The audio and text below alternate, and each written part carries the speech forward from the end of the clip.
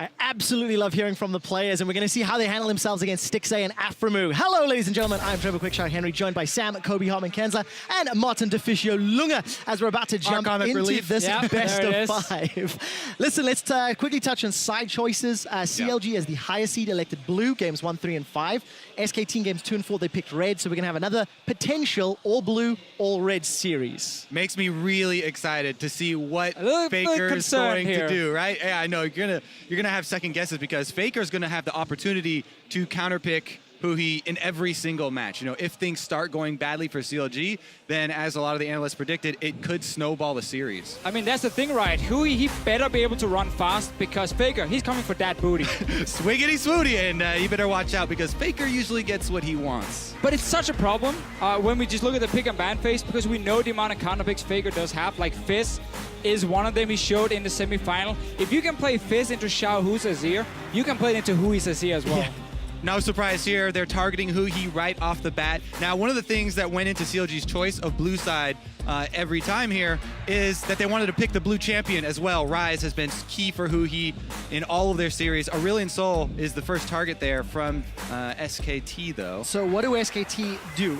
Are they willing to ban it, or will Faker play one of those counter picks that we've talked about? You can see Alistair Siva, Maokai, the bans from CLG. Yeah, so with the last ban, CLG is kind of telling SKT, we removed their first pick top option, so now Rise has to be a ban, and that's why SKT is banning it.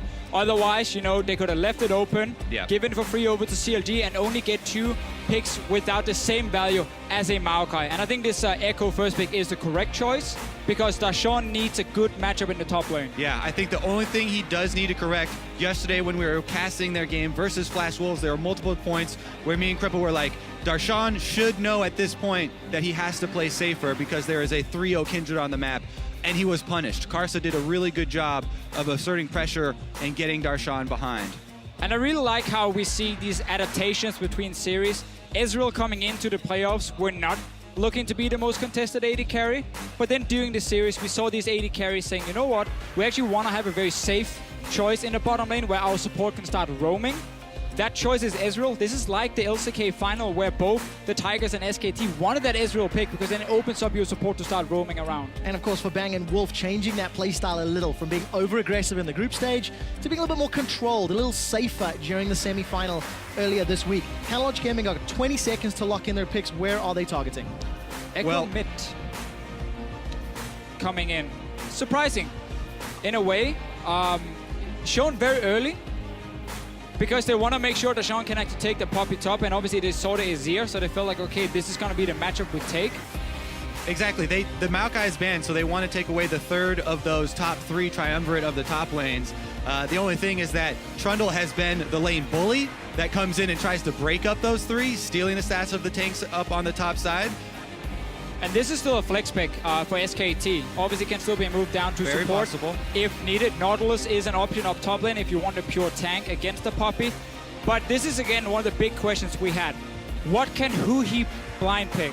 Technically in this one they had a flex pick, so it wasn't completely blind. He saw the Azir, he could now take the Echo into it, but that's still a very, very hard champion to play. It is, and it's a champion that plays into sort of a style that Huhi's tried to adapt to multiple mid lane champions, where he presses the lane, tries to shove out the wave, and get multiple early backs.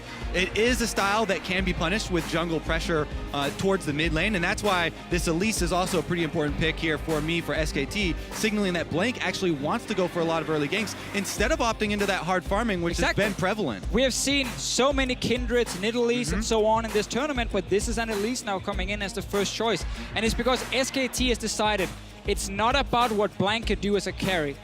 It's about what he can do for his lanes. And he's playing a more supportive utility jungler, and wow.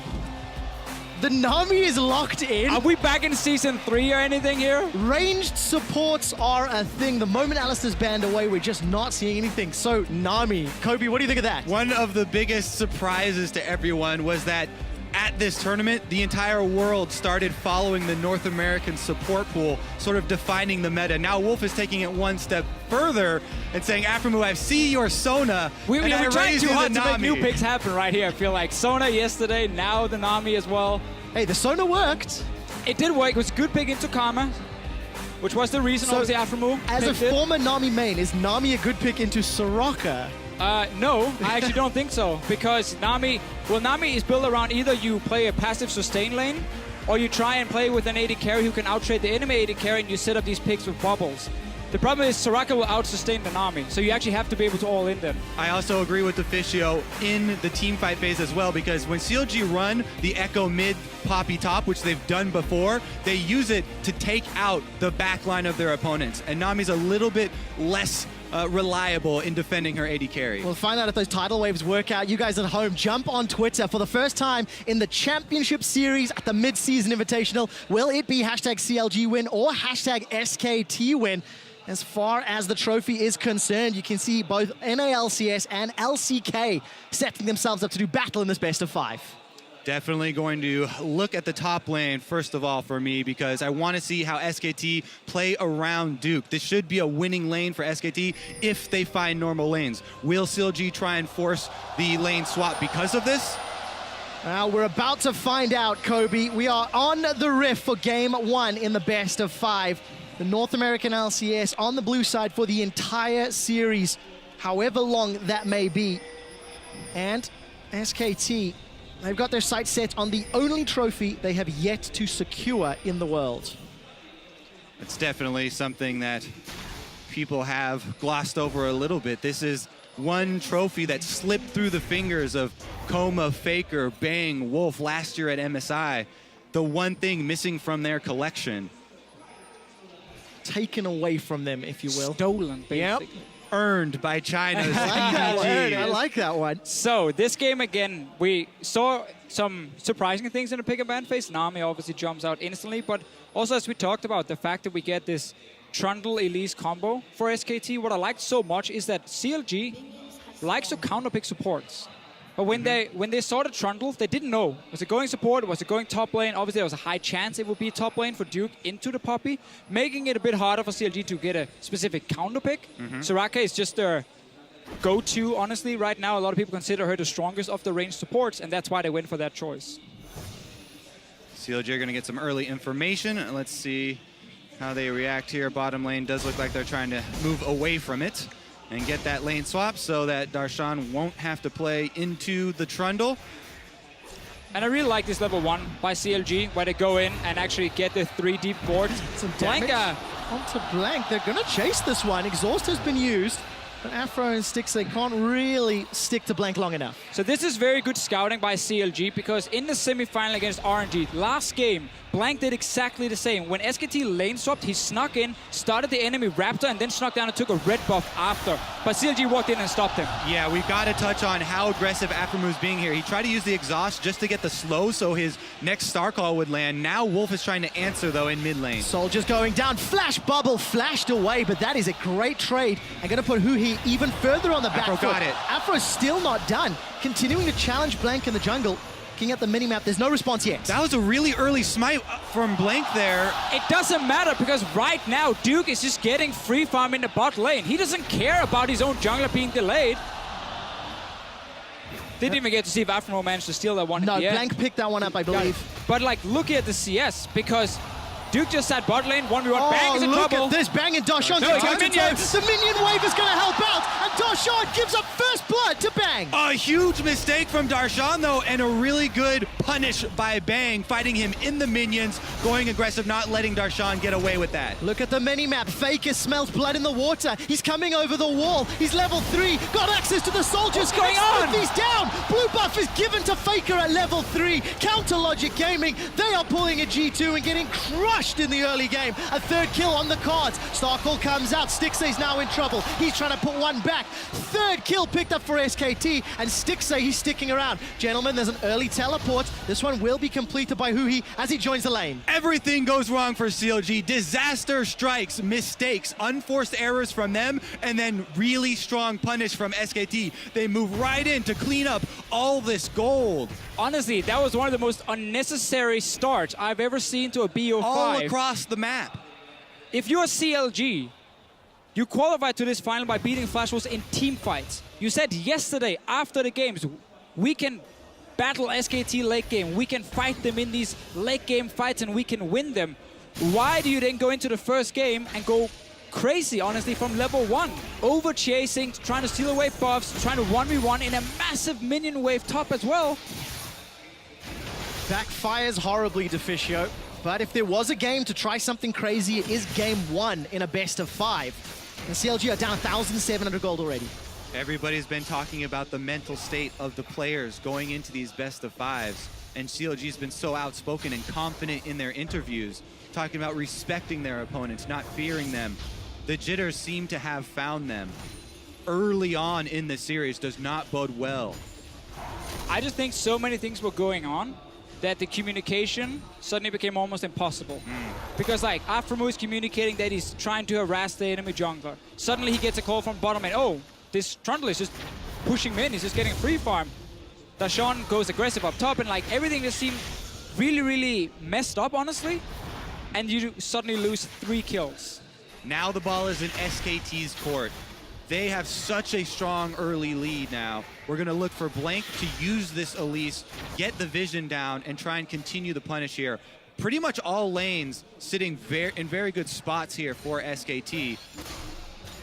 And let's just talk about what just happened here like a minute ago, because everyone went into the lanes, no more fighting. We had, obviously, Dashawn pushing up top lane. Instantly, as he sees Duke teleport, he leaves the top lane. He does not want to play that 1v1. It's definitely not against a double longsword Trundle already. So he had to leave, meaning SKT got a chance to push out the lanes. Blank is in the jungle.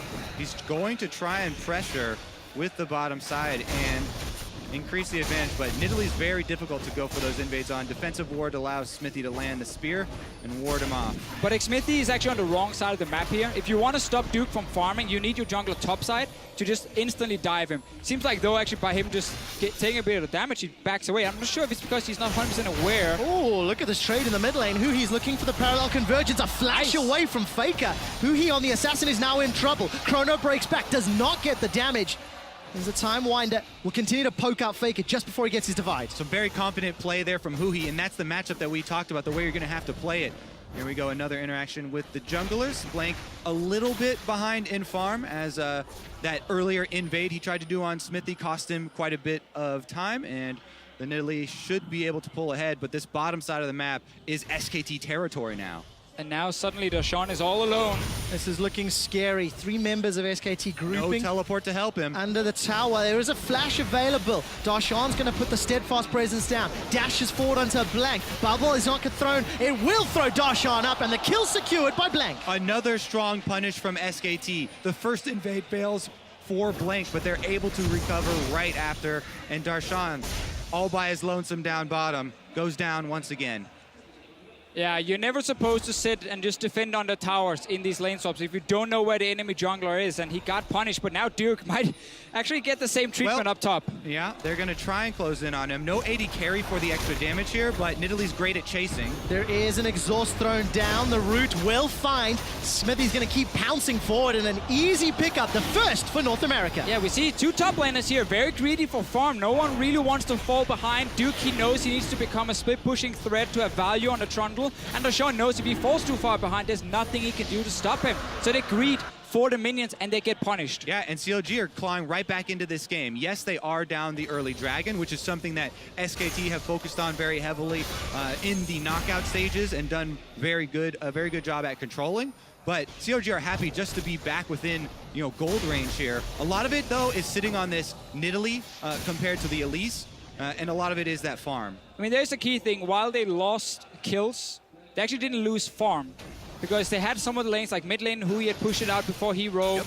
Obviously, we had Stixie just sitting bot lane as well, farming. So they actually managed to stay even or slightly ahead in CS, and obviously Smithy getting a lot of farm as well. And of course, how early in the game, the value of the kill, the gold given over, not quite as crucial. CLG with the tower advantage have actually temporarily taken the gold lead, though that bottom tower will go over with just a breath of air the next time Bang pushes it in. It is a good sign for the mentality of the CLG players. And this is one reason why they said that they actually wanted to face SKT rather than RNG, because our SKT are a little bit less aggressive in the early game, less punishing for them. And that was something Except for the 3 kills. Well, see, that was a lot of unforced errors from, from CLG. CLG have no one to blame for that but themselves. Here's this tower falling down. The minion line will Conga its way in. 2 auto attacks should be all it takes, and bang, with the help of Wolf, secures tower number 1. Only a 300 gold lead, so despite that early start, it's Darshan that's up 20 CS over Duke's Trundle and 2 levels. The wave was pushing away from Duke when he died. That's why he tried to walk in and push it out and got ganked. So he actually ended up losing even more, and Darshan just been able to pick up the entire wave, and you can see how Duke is very afraid to get close enough. And look at this challenge again in the jungle. Smithy lands a good spear onto Blank, but the Brambleback will reset. He's lost his patience and returned to the pit. SKT are not done yet. They pulled in Faker, and Smithy will secure the buff as up top, Darshan is getting bullied. The Trundle is knocked away by the verdict, and Duke, with that subjugate, wins the 1v1. First time Duke gets any vision on where CLG is on the map, and then he can start pushing out the wave. Sadly for him, it took over a minute, and that is why he's so far behind. He needs this wave all the way into tower, so it bounces back, and he can start picking up more. Flash is ready for him, teleport is ready for both top laners, and Hui is always looking to try and land that stun. Playing it very aggressively, and you got to commend him for playing that assassin, melee assassin matchup into Faker. Talk about getting sight of the junglers. Having sight of this Elise is very important for CLG. They do not have it now, but Smithy is going for a blind invade while Hui is recalling. Blank was able to just pull that red buff just out of range of the javelin toss. We've crossed it over the 10-minute mark. Looking at the minimap, some very defensive wards in that red buff area from CLG. Expected with the tower being down and the amount of pressure that Blank has put in this area of the map. You can just see that vision toggle as SKT. You've got a couple of wards going to spot out Stixxay returning to that lane. Yeah, definitely want to keep track of those wards, especially the ones that get a little bit deeper on the sides of the lanes where the outer turrets have gone down, because CLG do have that extra teleport in the mid lane. If Hui is able to play it aggressively and shove up that wave, CLG might look to try and pincer movement. And one thing SKT always puts a lot of focus on is warding up the river. Take control of the river, because that means your mid laner can often play very aggressive. He can see both sides of the map. He knows he's not getting ganked. The enemy team suddenly don't know if a jungler is hiding there, so they're afraid to do anything. But in this game, because of all the crazy early fighting and CLG being able to push the waves back, they actually haven't really secured anything on the side of SKT, and that allows Hui to play aggressive, which he needs to in this lane. Yeah, it was honestly an impressive recovery for the time being from CLG. They still have to be very worried about the late game Faker Azir. Now, I'm wondering at what point Duke's going to be worried as well. 77 CS to 41, still down in experience, and Darshan, one of the guys we were looking at in terms of how is he going to perform, how is he going to handle Duke and maybe the opposition, has put off a good early game at the moment. And I really want to highlight what CLG is doing on the bottom side now. Because SKT tried to set up that ping ward in the river. Instantly, CLG pushes out bot lane, roams with 2 members in, and they clear out that ping. So once again, CLG is constantly fighting for the river. And they're saying, SKT, you're not allowed to just hide the river, hide your jungler. We're always going to be able to spot him. And specifically for the Faker matchup, you talk about being able to play aggressively in the mid lane has a lot to do with the player that they field in this mid lane. And it's also why the rest of SKT, if you look at the side lanes, especially against RNG, they didn't play aggressive. Because all they had to do was push out their lanes, not fight, not risk anything, just push out your lane, ward up that river, and just let Faker on a Fizz or whatever strong laning champ, not a strong lane champion with the Fizz, but a champion who could then snowball, let him play aggressive, let him get a few kills, and let him win the game. And that's exactly what SK did to get here to the finals. Dragon will be spawning in 45 seconds. Currently, deeper vision for SKT, as you can see Smithy starting to clear it out and regain some control. Wonder if CLG are going to be interested in contesting this one. The first Dragon went over in exchange for a kill on Duke, and TP used by Hui back into the middle lane. Find out if that Abyssal Scepter is going to help him out. A couple of pink wards in CLG inventory, and it looks like the SKT vision is starting to dwindle and wither away. Again, that's all credit to CLG and how they managed to push up lanes and then roam in and take them up, because it's very hard alone to kill a pink ward. It's very risky to do.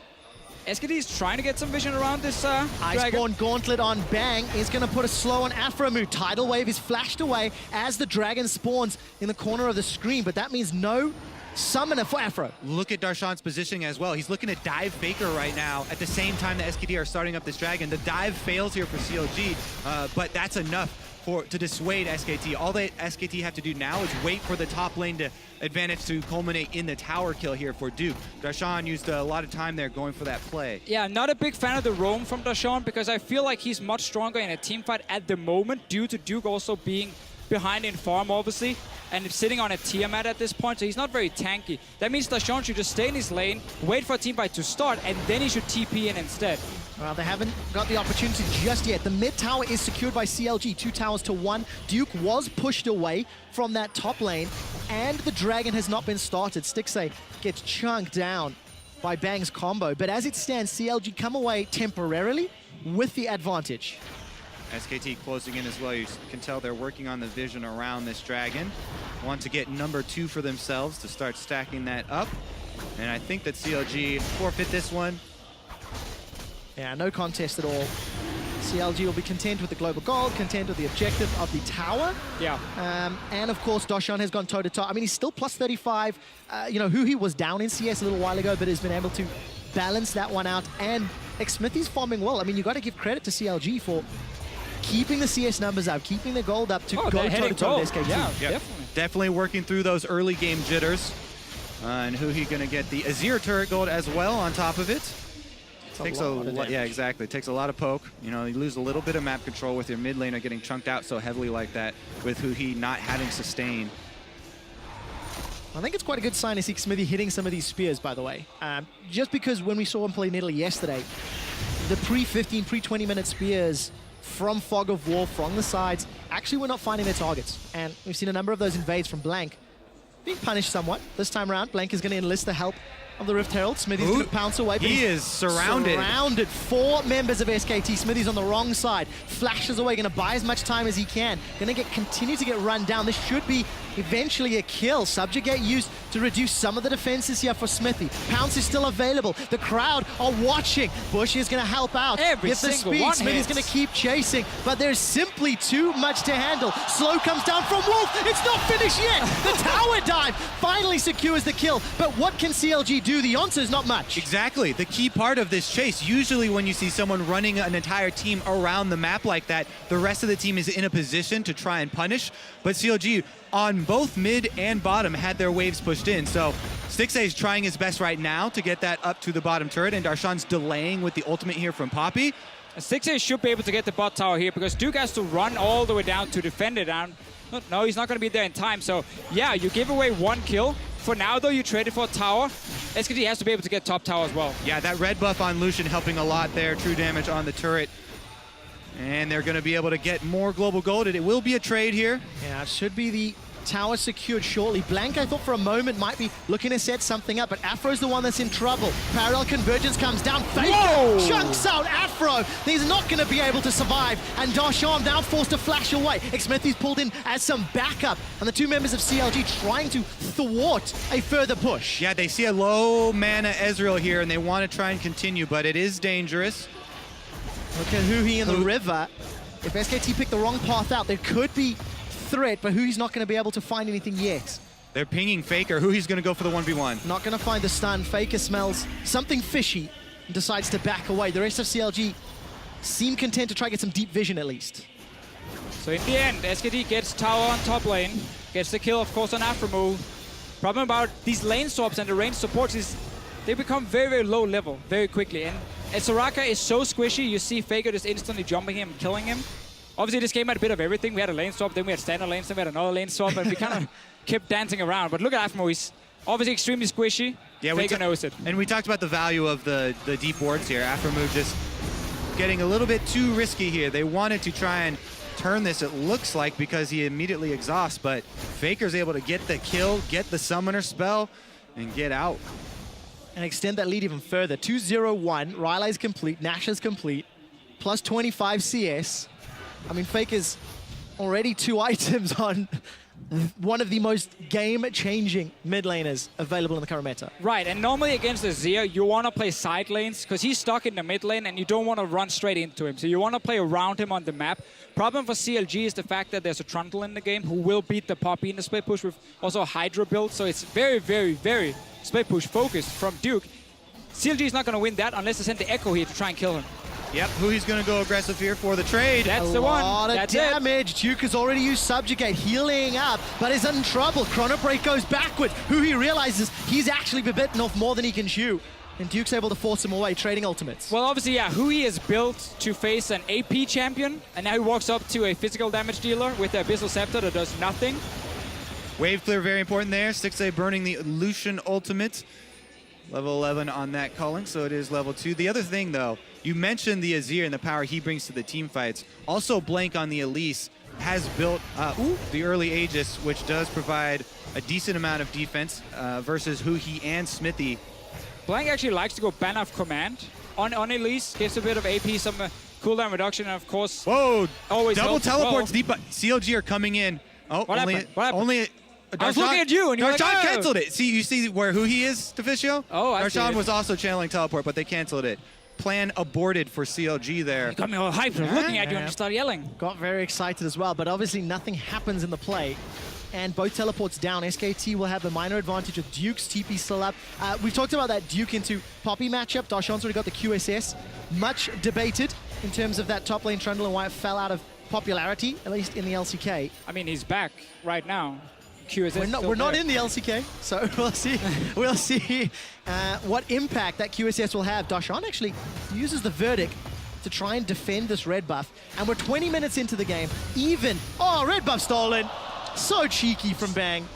CLG have seen it before. NL did the same yesterday. Yep. And of course, just to reiterate, 20 seconds until the next dragon spawns, even on gold, despite a 6-1 kill deficit.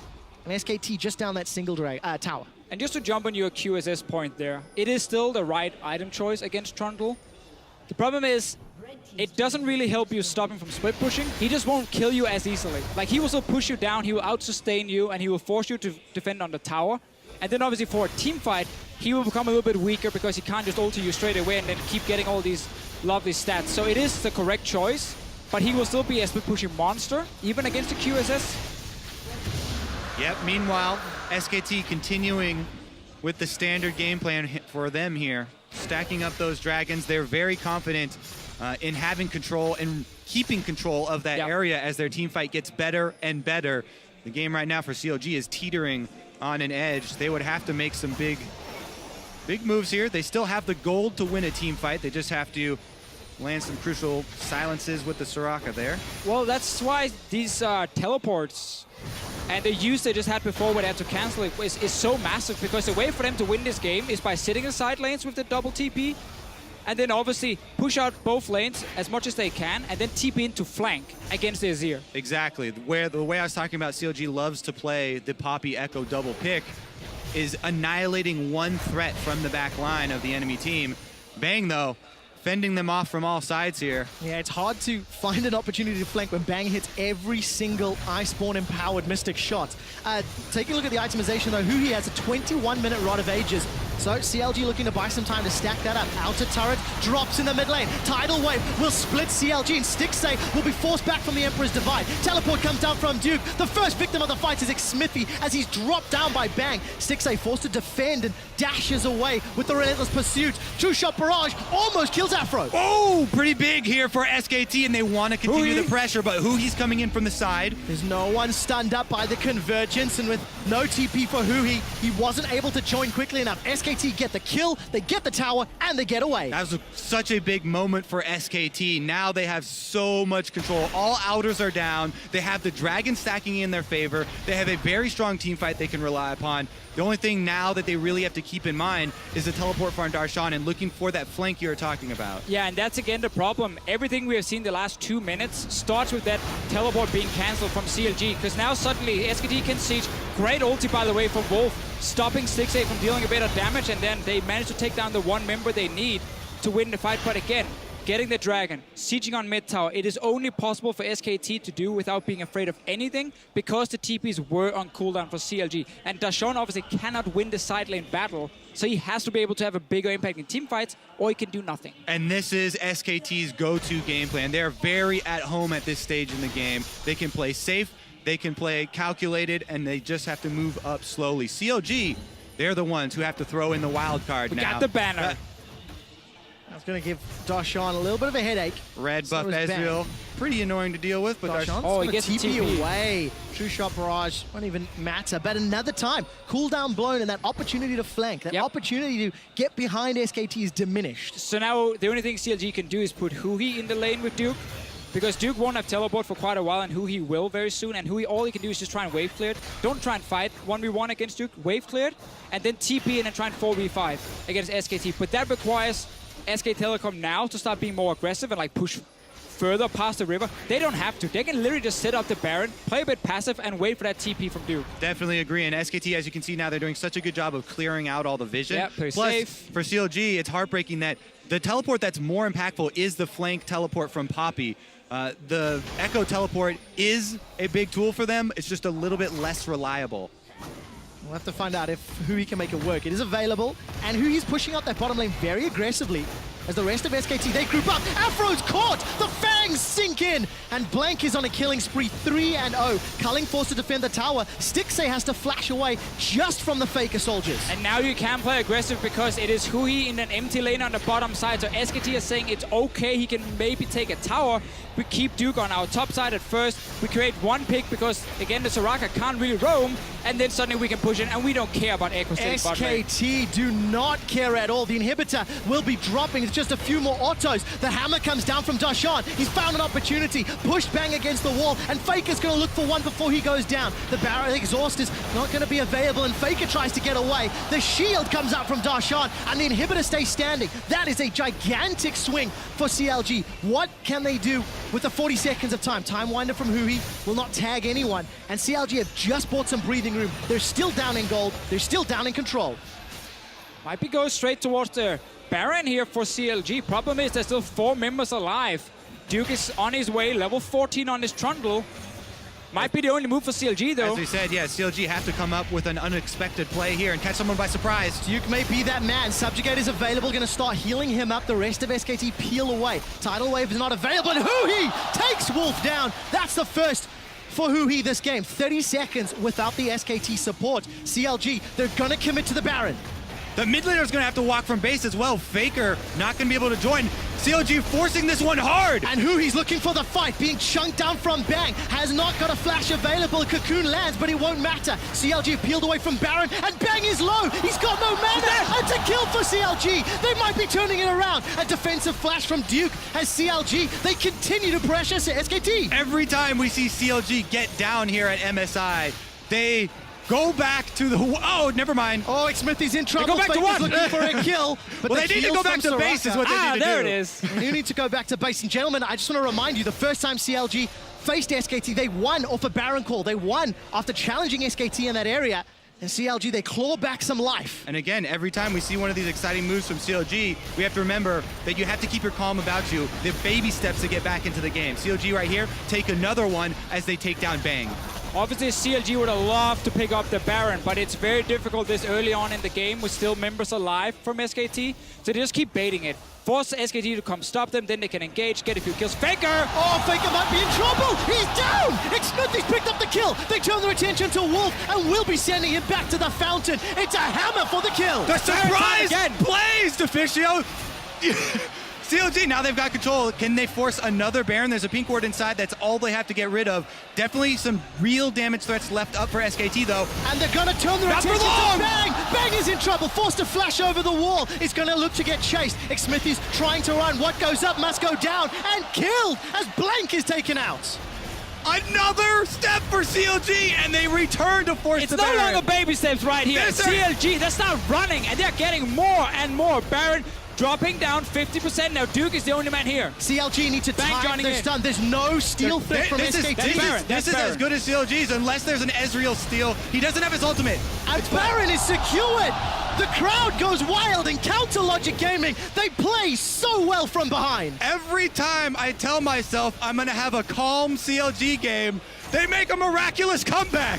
Look at this play from Vision. This is something that SKT were doing in group stages to get themselves back on top. But CLG strike back. They know they had their backs against the walls, and they can't lose slowly, so they go for the big play over and over. And it's the kind of place you just do not expect if you're a team like SKT, who hides there right now. But the reason CLG could do it, because Dragon had just spawned. SKT were looking at 4th Dragon, thought everyone had recall, could set up a bit of vision. Instantly, CLG collapses, gets the kill, Dragon get the stacking Baron. is still a very real threat here from SKT. But now you're fighting into Baron buff, and remember, Duke, yes, he's very strong in a split push, but he's not that great in Poppy. There's two coming from the flank. Darshan's looking for blood. The Dragon should be secured by CLG, and that is a crucial, crucial steal away. Showing restraint there. You don't just charge in. They also have the mid wave here. They can press in and get a turret as well. Really good sign for CLG that they're not getting too hyped up on their steps to come back in this game, and they're going step by step. Just take the Dragon, slow the stacking, get the extra gold from the standing turret. And I think we have to highlight the fact that CLG were simply not in control. They were only down a small amount of gold at the 25-minute mark, but they were playing defensive, they were playing reactive, and it was SKT in the driving seat until this series of plays. Right, not only was CLG down a bit in gold, but also composition-wise, it was very difficult for them to get the proper team fight. Had just used another teleport from Darshan as well, where they didn't get anything. So it looked very, very bad until SKT rushed down that mid lane. First guy got picked off, then we got all the Baron baits, and then the big play, obviously, when they catch Faker, knock him into the wall. Again and again, CLG showing up here at MSI.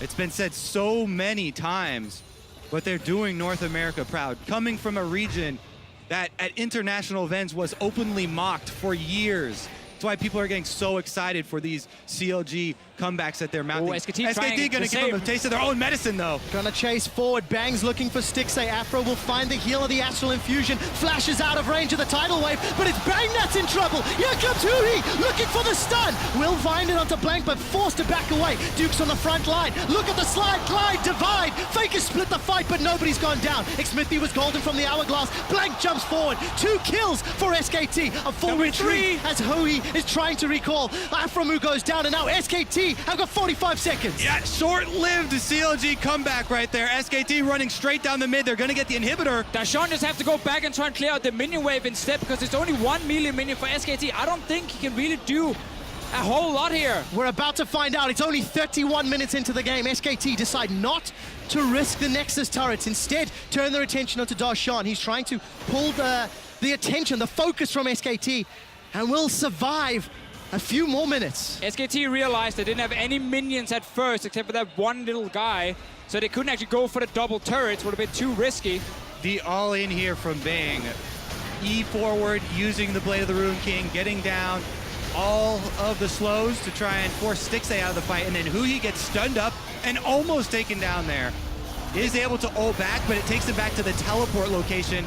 So he's not there, and it ends up being a 3 versus 5 for SKT where they clean up. It's very hard for an AP Echo to TP into these fights because can't survive long enough. When you TP in, exactly, you want to put up your W, get that massive stun, but it takes time for it to charge up. So when he puts it there and jumps in, nothing really saves him other than jumping back to his ulti. That's why it's so difficult for him to assassinate anyone in the backline when he's teleporting in. And there's no hourglass for Hui yet. He's finally got that Rod of Ages stacked up, but needs that additional survivability if he's looking to engage. And we're going to be a long way away before that's wrapped up. Yeah, SKT are not going to let this one go easily. As we said before, this is the one trophy they are looking to add to their collection that's been missing. We talk about the redemption story of CLG so often, but SKT also had struggles this season, bringing in 2 new players. Darshan now going to try and find his way out and gets the escape off away from Faker. But yes, early in the season with the 2 new players, struggles for SKT as well. Truthfully, MSI 2016 is a good condensed version of the entire year for SKT.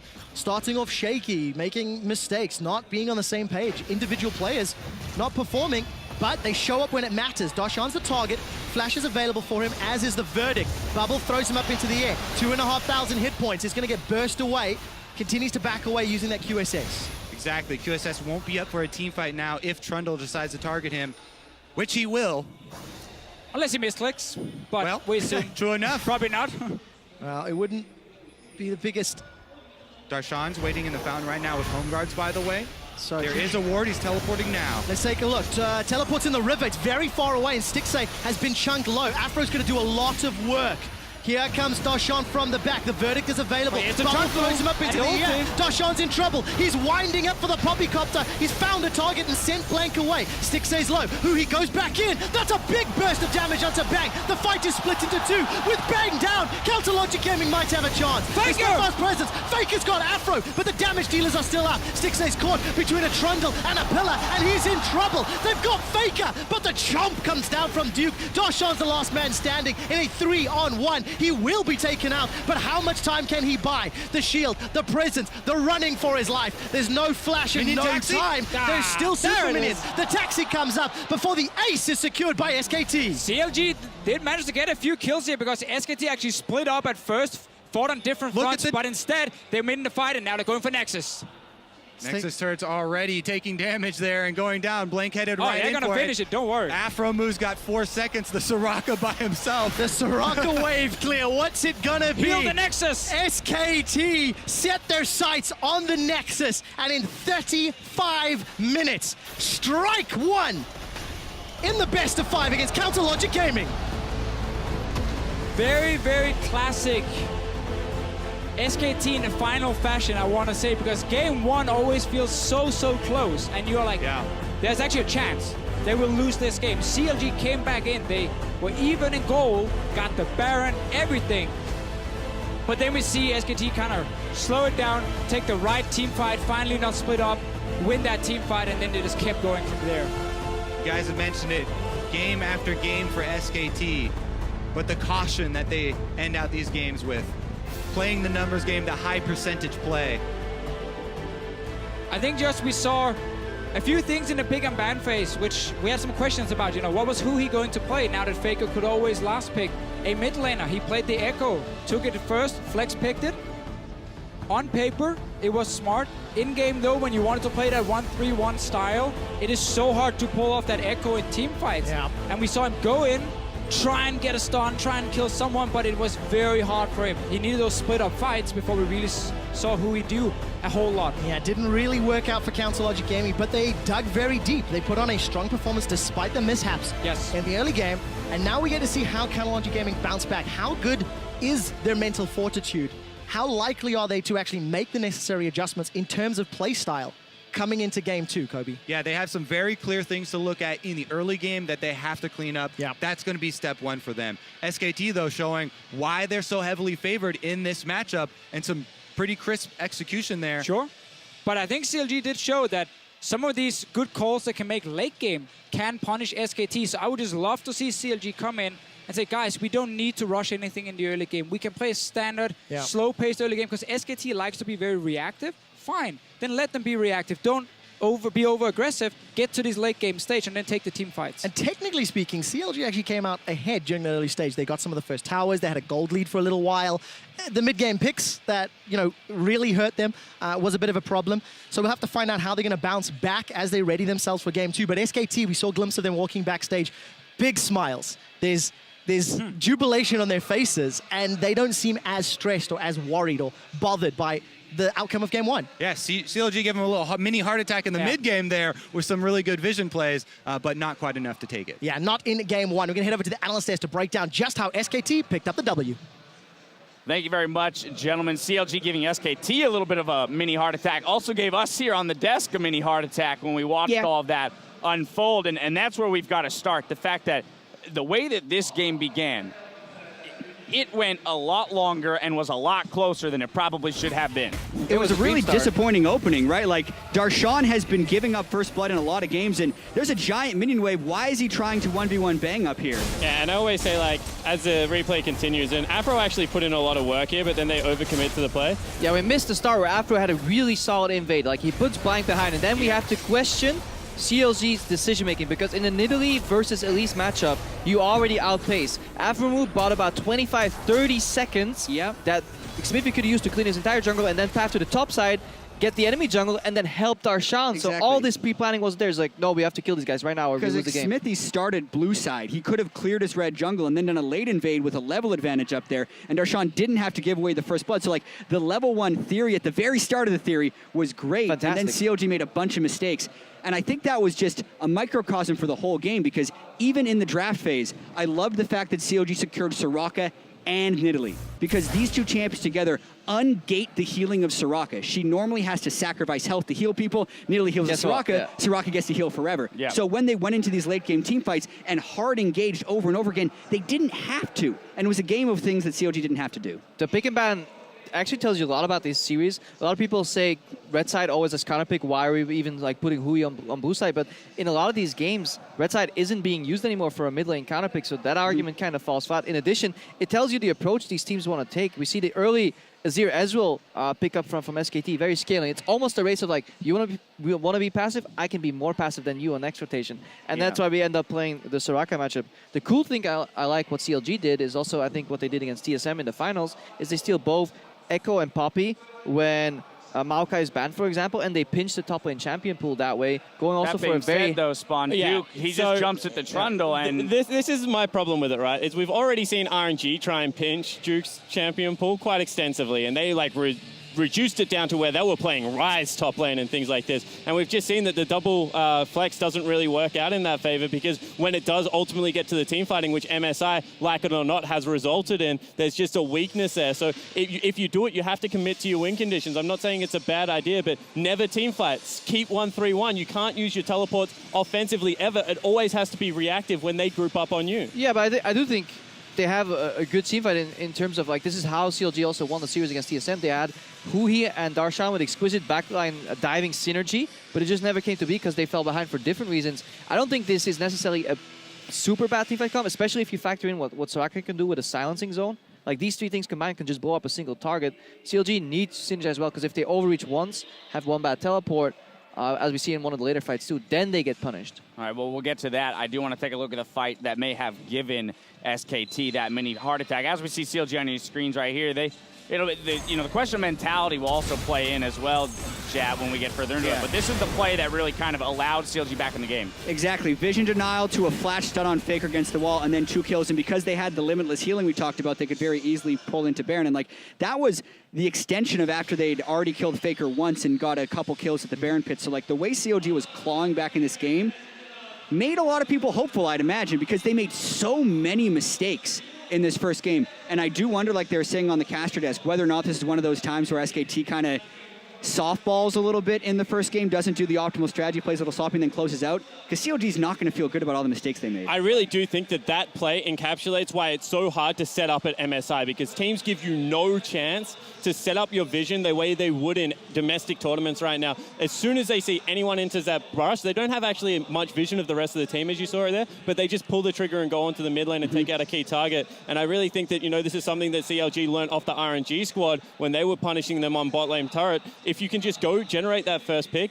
like, the rest of the map then opens up and you can make the next step quite easily towards your game plan. And now we have to push forward to the final fight of the game, in which CLG does make another error. You talk about TPs and being able to set up those flanks. Well, here they are, Darshan TPing very far back into the river after Stixxay takes a huge amount of chunk at the beginning of this fight. He's desperately trying to clear this wave while CLG setting up for a TP play anyways. Why don't you let the wave hit the tower? You want them to walk forward and bait them. He walks into 2 or 3 soldiers, and then Darshan is now exposed because the biggest counter to a flank is Nami ulti one way and then engage on the other side of the flank. Really well executed by SKT overall here, but if you look at how close the fight ends, that major mistake at the start, this could have been a good opening, a good fight for CLG, but they overstep a little bit too early. Decisiveness has been one of CLG's greatest strengths here, and they heavily decided to go in on that fight, but they needed to be able to pull back when Stixxay took 90% of his health, and Darshan's flank was spotted out by the pink ward that SKT had in their flanks. Like, that was an example of how SKT